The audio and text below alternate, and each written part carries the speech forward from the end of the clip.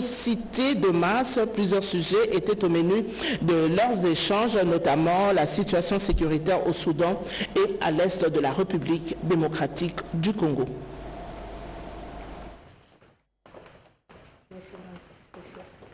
Nommé le 6 avril 2024, premier envoyé spécial de l'Union africaine pour la prévention du génocide et des atrocités de masse en Afrique, le Sénégalais Adama Dieng a entamé sa première mission en République démocratique du Congo. Conscient de sa lourde responsabilité, Adama Dieng veut s'inspirer du leadership du président Félix-Antoine Tshisekedi Tshilombo dans l'attachement au respect des droits humains. Kinshasa est la porte d'entrée de ma première mission dans le cadre de ce mandat. Et il est heureux que je commence par le Congo, parce que le Congo est un pays immense qui a donné à l'Afrique un fils éminent dont je tiens à saluer ici la mémoire. Je vais parler de Étienne Tshisekedi, père de l'actuel président de la République démocratique du Congo. Et sa lutte constante pour la démocratie et la justice sociale a inspiré des générations entières. Et aujourd'hui, je me félicite de constater que son fils suit justement les traces du père pour assurer à son peuple justement l'accès aux droits économiques, sociaux et culturels. Et cela est important parce qu'il n'y a pas de justice sans justice sociale. En ce mois de novembre, la RDC va présider le Conseil de paix et de sécurité de l'Union africaine après son élection au Conseil des droits de l'homme. J'ai tenu naturellement à féliciter le président Tshisekedi pour l'élection de la RDC au Conseil des droits de l'homme. Et au cours des 3 années à venir, j'ai la conviction qu'il ne ménagera aucun effort pour que la RDC se positionne comme une championne de la protection des populations civiles en danger. Et c'est une lourde responsabilité, surtout à un moment où nous sommes témoins d'atrocités criminelles qui se commettent au Soudan. Ce qui se passe à l'est du Congo. Adama Dieng promet d'accompagner le gouvernement congolais à développer des politiques de prévention du génocide et des atrocités de masse durant son mandat et promouvoir la cohabitation pacifique entre les populations des pays voisins africains.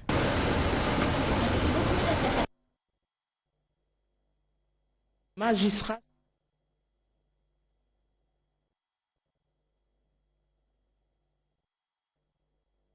Le public de la rentrée judiciaire 2024-2025 du Conseil d'État. Dans son discours, la première présidente de cette juridiction a axé son intervention sur les mécanismes de contrôle des actes des autorités administratives centrales par le Conseil d'État. Au Palais du Peuple, ce mardi 5 novembre 2024, la présence du magistrat suprême a revêtu un double message. L'intérêt qu'il accorde au pouvoir judiciaire et l'interpellation de ses acteurs face au défi d'une bonne administration de la justice conforme aux attentes des populations. Après les cérémoniales protocolaires, une photo des familles avec le haut magistrat du Conseil d'État dans le hall de ce palais a immortalisé ces instants. L'événement, c'est l'audience solennelle et publique de la rentrée judiciaire 2024-2025 du Conseil d'État en présence du président de la République Félix-Antoine Tshisekedi Tshilombo, magistrat suprême et garant de l'indépendance du pouvoir judiciaire.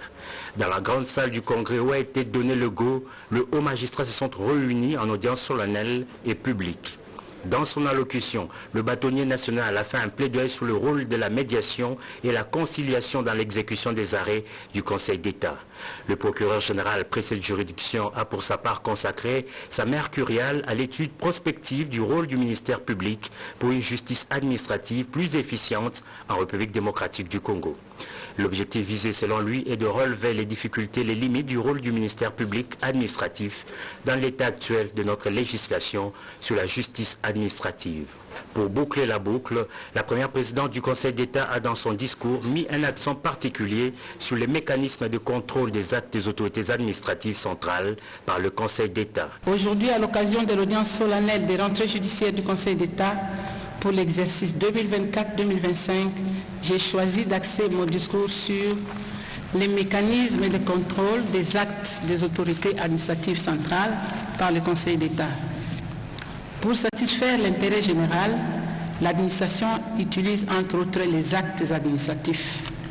Conformément aux articles 155 de la Constitution et 85 de la loi organique précitée, le Conseil d'État est compétent pour connaître en premier et dernier ressort des recours pour violation de la loi formés contre les actes, les règlements et décisions des autorités administratives centrales.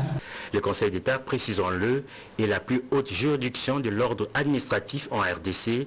Il dispose ainsi du pouvoir général des dispositions, des gestions, des surveillances, d'inspection et des rapportages de l'ensemble des juridictions de l'ordre administratif. En dehors du pays, le premier vice-président du Sénat participe au Venezuela, au Forum parlementaire mondial sur la lutte contre le fascisme et le néofascistes et ses expressions similaires. Plus de détails avec Anita Luamba. Plus de 200 parlementaires venus de 74 pays à travers le monde participent au premier forum mondial contre le fascisme, le néofascisme et ses expressions similaires. Fort de cette expérience et de ses propositions, le Parlement vénézuélien a pris l'initiative d'inviter les parlementaires du monde pour réfléchir sur différents thèmes, à savoir la diplomatie pour la paix, forme de lutte contre le fascisme et les réseaux sociaux, technologies et guerre cognitive. 2 jours de travaux qui vont être débattus en panel par les différents participants. L'objectif est de créer une plateforme internationale de lutte contre cette menace à travers un organe parlementaire pour la défense de l'humanité. Du haut de la tribune, le premier vice-président du Sénat, José Kalalawa Kalala, a dénoncé la guerre d'agression dans la partie est du pays, imposée par un pouvoir totalitaire qui, jusqu'à ce jour, continue d'endeuiller des milliers de familles en RDC. Notre pays subit depuis plusieurs décennies une guerre d'agression injuste qui a décimé plusieurs millions de morts à l'Est, suite aux velléités bellicistes, expansionnistes et fascistes du régime de son voisin, le Rwanda, et ses supplétifs terroristes du M23, ce face à l'indifférence et au silence coupable de la communauté internationale. Pour Jorge Rodriguez, président de l'Assemblée nationale du Venezuela, la montée du fascisme est un phénomène planétaire qui nécessite la mise en place d'un réseau mondial des syndicats antifascistes. C'est au cours du forum antifasciste que les représentants de la Russie, de l'Iran, de l'Égypte, du Cuba et de la RDC ont exposé chacun sur les méfaits de ce nouvel ordre mondial. La participation de la RDC à ce forum mondial exprime son attachement à ses positions fermes contre le fascisme, une occasion aussi pour elle de confirmer son rôle dans le renforcement du dialogue parlementaire mondial pour soutenir les causes justes et promouvoir les valeurs de liberté et de démocratie. Notre reporter Bobo Anan Mokonzi nous signale l'ouverture des travaux de la 13e session de la commission permanente mixte défense et sécurité, travaux ouverts par le vice-premier ministre, ministre de l'Intérieur et Sécurité.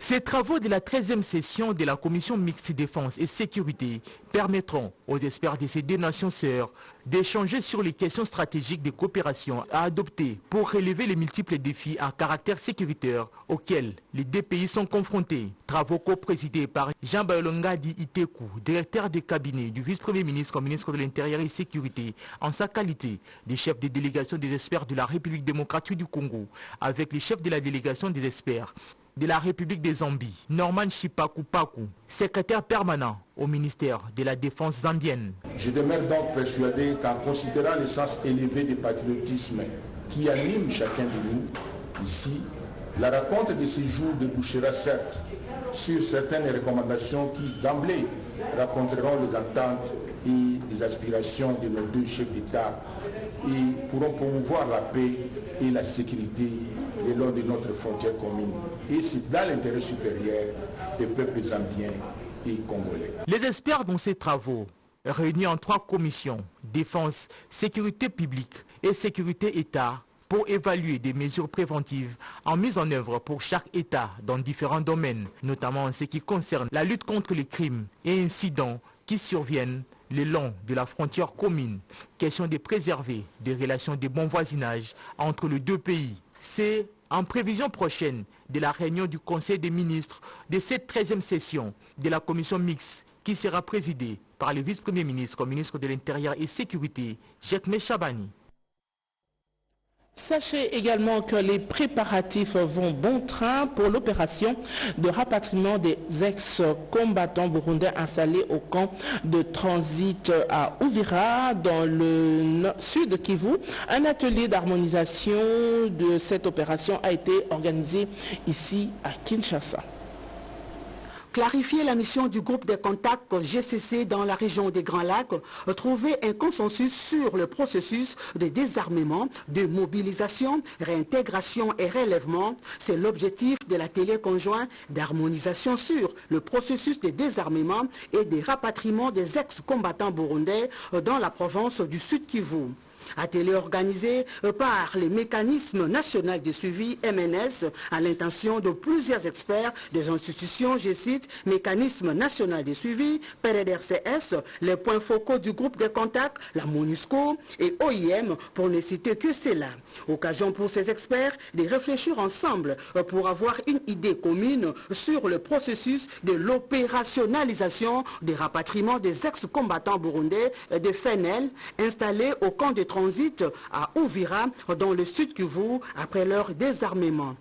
À l'ouverture, les coordonnateurs du mécanisme national de suivi, le professeur Ntumbaloa Balumu, a appelé les participants à ces assises à une collaboration sincère pour bien amener ce processus pour sa réussite. Surtout pour soutenir la vision du chef de l'État pour la stabilisation dans l'Est du pays.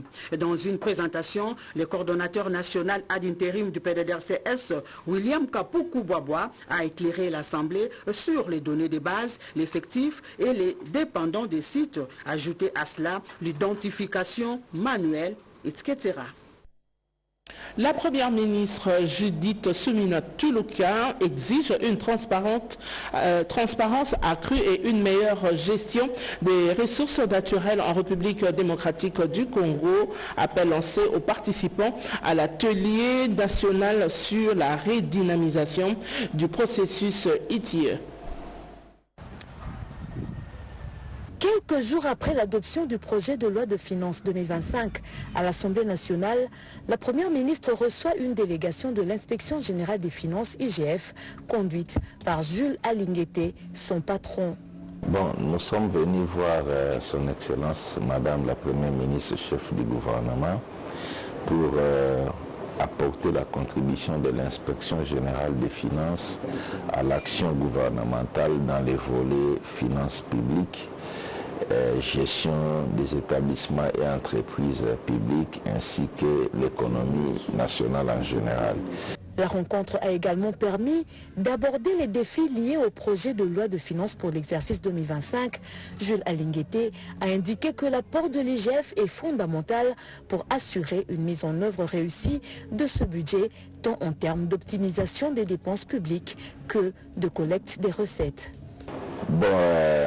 Nous avons suivi les débats. Nous, en tant qu'Inspection générale des finances, service d'audit placé auprès de l'exécutif, nous avions vu ce que nous devons faire, qu'est-ce que nous devons mener comme action pour que le budget 2025 puisse être une réussite. Et c'est aussi parmi les préoccupations que nous avions partagées avec l'autorité. Quelle peut être notre contribution à la bonne exécution du budget de l'exercice 2025, aussi bien du volet rationalisation de la dépense publique que mobilisation des recettes. Cette séance de travail a permis de poser les bases d'une collaboration renforcée entre le gouvernement et l'IGF. La Première ministre a exprimé sa volonté de travailler main dans la main avec l'IGF pour garantir une gestion rigoureuse des finances publiques. publique. Les discussions ont mis en lumière la nécessité de mesures concrètes pour améliorer l'organisation des recettes et la gestion des entreprises publiques afin de favoriser une économie nationale plus dynamique. Vous venez là de suivre la rencontre de la première ministre Judith Suminwa avec une délégation de l'IGF conduite par son inspecteur général. Le vice-premier ministre, ministre de la fonction publique, a eu une séance de travail avec une délégation de la Banque mondiale sur la réforme de l'administration publique. Le vice-premier ministre, ministre en charge de la fonction publique, Jean-Pierre Liaou, a tenu une séance de travail ce mardi 5 novembre 2024 avec la délégation du Fonds monétaire international FMI en sigle, conduite par Calix Aok Possi, conseiller au département, et le chef de mission René Tapsoba, représentant résident du FMI en République démocratique du Congo. Au cours de cette réunion, les actions entreprises dans l'optique d'assurer la maîtrise des effectifs et de la masse salariale, ainsi que la gestion rationnelle de carrière, étaient au centre des échanges. Les efforts entrepris par le gouvernement dans le cadre de la réforme de l'administration publique sous le leadership du chef de l'État Félix Antoine Tshisekedi Tshilombo ont été salués par la délégation du FMI tout en affirmant leur collaboration et soutien à la réforme de l'administration publique. Le vice-premier ministre va exposer les efforts qui sont entrepris dans le cadre de la modernisation de la fonction publique. Les réformes avancent bien et il y a encore beaucoup de chantiers à abattre. Votre administration est très vaste et grande, il y a encore beaucoup de défis. Nous espérons que dans les années à venir, les efforts seront concrets et tout le monde verra bien les fruits. Mais nous avons noté qu'il y a un plan que le gouvernement entend mettre en œuvre pour moderniser l'administration publique. C'est pour ça que nous sommes venus discuter avec le vice-premier ministre pour voir dans quelle mesure nous pouvons collaborer et soutenir ces réformes. Nous savons également que le gouvernement a le soutien d'autres partenaires également et d'autres experts. Donc nous allons apporter également notre voix. Les actions entreprises par le ministère de la fonction publique pour le redressement et la modernisation de l'administration publique ont été saluées par la délégation du FMI qui a promis son soutien substantiel. C'est un ouf de soulagement pour les pétroliers de toutes les zones de distribution en République démocratique du Congo. Un premier acompte vient d'être décaissé pour le manque à gagner de l'exercice 2023. L'annonce a été faite par le ministre des Finances à une délégation des pétroliers reçus dans son cabinet de travail. La sécurité de la disponibilité du carburant à la pompe est assurante. Le gouvernement de la République a payé le premier acompte des manques à gagner des pétroliers de toutes les zones de distribution de la République démocratique du Congo pour l'exercice 2023. Ces décaissements, selon le ministre des Finances Doudou Fouambali Koundé Liboutaï, participent aux efforts du gouvernement non seulement à apurer par échelonnement et le plus rapidement possible les manques à gagner de l'exercice 2023, mais aussi à soulager les pressions des trésoreries auxquelles les pétroliers font face, à garantir l'approvisionnement en carburant et à préserver les intérêts aussi bien des sociétés que de la population. Formel, l'argentier de la République a martelé que le processus vers l'apurement de ces manques à gagner est irréversible et que les différents engagements du gouvernement pris au travers du ministère de l'économie seront tenus pour l'intérêt de toutes les parties. Lancement du site web interactif entre le Conseil supérieur du portefeuille et les entreprises publiques et mixtes. C'est désormais officiel, le site internet du Conseil supérieur du portefeuille et du portail numérique interactif entre cette structure technique et les entreprises publiques de l'État est disponible. Cet outil numérique permettra au Conseil supérieur du portefeuille de collecter les données en temps réel et devra ainsi faciliter l'analyse et la prise de décision. Il s'agit donc d'une innovation qui se réalise sous la conduite du ministre du portefeuille Jean-Lucien Boussa-Tongba, qui ne ménage aucun effort pour atteindre les objectifs du gouvernement souminois dans son secteur et réaliser ainsi à la lettre les missions à lui confiées par le président de la République Félix Antoine Tshisekedi. L'événement de ces jours matérialise la volonté nettement exprimée par le président de la République, chef de l'État, à qui je réitère mes hommages les plus déférents, à replacer les entreprises du portefeuille de l'État au cœur du développement économique et social du pays. Il s'inscrit également dans la droite ligne de la vision déclinée dans le programme du gouvernement conduit par Madame la Première ministre, chef du gouvernement, à qui je réitère mon expression de haute considération. Dans le cadre de sa politique axée sur la redynamisation et la modernisation du modèle économique de gestion. À l'heure du numérique, ceci est tout simplement une mise à jour du suivi des entreprises du portefeuille de l'État. Autre chose à présent, à la 47e session du groupe de travail sur l'examen périodique universel qui se tient à Genève en Suisse, la République démocratique du Congo a présenté l'état de la promotion et protection des droits de l'homme. Gaëtan Magalan.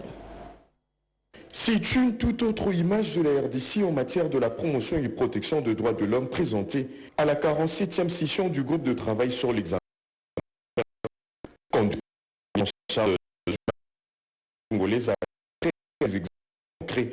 Les voix enregistrées depuis l'avènement du président Félix Tshisekedi au sommet de l'État.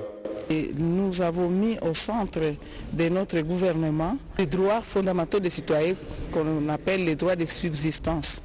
Notre rôle, c'est la restauration de la dignité des citoyens congolais. Gratuité de l'éducation de base, couverture santé universelle, la loi Mouyaya, l'amélioration de conditions carcérales, la mise en place du FONAREV qui ont un argumentaire costaud étalé à l'assistance. Le président de la République a mis en place plusieurs solutions multiformes et multidisciplinaires. La promulgation de la loi organique numéro 22/003 du 3 mai 2022 portant protection et promotion des droits des personnes vivant avec handicap constitue un progrès majeur réalisé par la RDC. Les statistiques des détenus préventifs qui constituaient en juillet 2024 41% de la population carcérale se trouvent sensiblement réduites. La protection des étrangers demeure un levier stratégique pour le développement en créant un environnement sûr et favorable. Une femme à la tête du gouvernement, une femme aux commandes de la Banque centrale.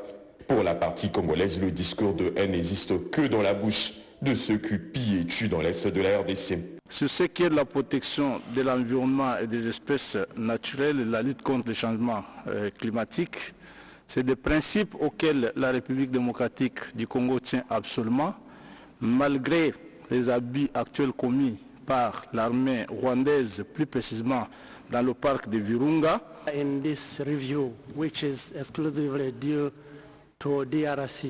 Les choses auraient tellement été plus simples s'ils avaient leurs troupes sorties du territoire de la République démocratique du Congo. La situation dans l'Est, comme vous l'avez suivi, c'est l'épicentre de la violence, faite justement de l'agression du Rwanda. Le Rwanda, cité par le porte-parole du gouvernement, qui invite la communauté internationale à s'impliquer pour mettre fin à son aventure sanguinaire. Ramener la paix dans cette partie du territoire nous permettra de protéger et de faire la promotion des droits de l'homme. C'est pour la 4e fois que la RDC s'est prête à cet exercice. Dans un dialogue constructif, plus ou moins 112 pays ont formulé de recommandations. Donc, puis Genève, Gaëtan Magalano pour le compte de la RTNC. La jeunesse iturienne se mobilise derrière les forces armées face à l'agression. La ministre de la Jeunesse qui séjourne dans cette partie de la République sous état de siège a mobilisé la jeunesse autour de la patrie. Elle s'est fait accompagner du vice-ministre de la Défense nationale. Après l'accueil à l'aéroport par les autorités militaires et civiles, la délégation constituée de la ministre de la Jeunesse et de Veille patriotique, accompagnée du vice-ministre de la Défense et ancien combattant, a présenté ses civilités au gouverneur militaire, le lieutenant-général Johnny Lubuya Kachama. Aussitôt après, Noëlla Aeganagato et Sami Adoubango se sont rendus dans la salle Karibouni pour le début des travaux. La ministre de la Jeunesse et de Veille patriotique, Noëlla Aeganagato, a présenté des opportunités qui s'offrent à la jeunesse en République démocratique du Congo. Les jeunes doivent se rendre compte qu'ils sont responsables de la vie qu'ils ont et responsables d'autres personnes. Donc créer des emplois, il y a des dispositions qui sont prises pour justement accompagner les entrepreneurs. Nous sommes en train de travailler sur une technique de sensibilisation, de vulgarisation correcte, afin que chacun d'entre nous sache exactement qu'est-ce qui lui est dû et comment il se fait. Parce que les opportunités sont là. Après des longues heures d'échanges sans tabou, Les députés provinciaux, les conseils provinciaux de la jeunesse et toutes les parties prenantes se sont engagés à répercuter le message de veille patriotique dans tous les 5 territoires de la province de l'Ituri afin de barrer la route à l'ennemi et profiter des nombreuses opportunités qu'offre cette riche province. Parlons culture pour vous dire que la culture de la République démocratique du Congo a fait l'objet d'une attention particulière de par sa diversité. Saint-Denis, en France, a accueilli une activité culturelle. La diversité culturelle, artistique et linguistique constitue l'une des grandes richesses de la République démocratique du Congo. En sa qualité d'ambassadeur et délégué permanent de la RDC à l'Organisation des Nations Unies pour l'éducation, la science et la culture, a inauguré la première journée culturelle au cœur de la ville de Saint-Denis. Le professeur Émile Ngoï Kassongo a dans son mot appelé au renforcement et à la coopération entre la RDC et la France. Cette journée n'est pas seulement une célébration de la culture congolaise, mais aussi un moment de renforcement de nos liens d'amitié et de coopération entre la République française et la République démocratique du Congo. Bien avant cela, le maire adjoint à la coopération internationale, Rabia Béré, a exprimé pour cette organisation qui rappelle au multiculturalisme. Organisée par l'association Arc-en-Ciel et en partenariat avec la ville de Saint-Denis. C'est par la visite des stands que l'ambassadeur Émile Ngoï Kassongo a encouragé les participants à interagir, les artistes et les écrivains à émerger dans de la culture congolaise en vue de contribuer à la promotion de la paix, la sécurité et le développement durable. Fin de ce journal réalisé par Mami Tabango et Péchomo Bengaya Kassongo, Ruben Kumbu, François Kapiamba, Moré Lando ont assuré la partie technique. Je serai relayé sur ce plateau pour la grande édition de la mi-journée par Lucie Lavi Chisenda. D'ici là, portez-vous bien et bonne journée à vous.